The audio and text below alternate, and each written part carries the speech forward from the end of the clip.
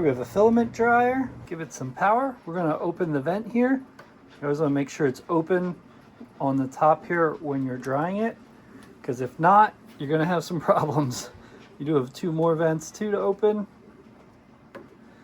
You may not need to dry all of them. I'm just drying these because they've been in here a while, and this is PETG and this is AMS, so these are ones that could really use it. So we'll just go down here, thing here. There we go.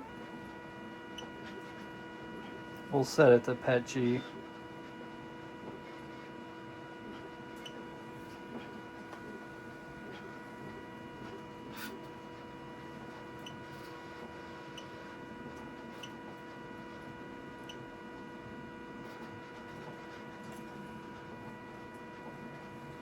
Here we go.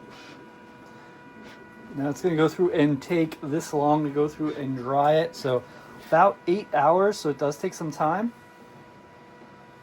It'll dry it out nicely, so then when I am ready to print with this, it'll work well.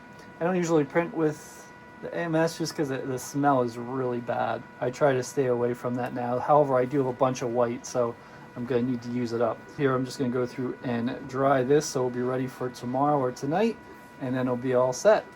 So if you're looking for a filament dryer, this one does well, and you see how it works. Hope this is helpful.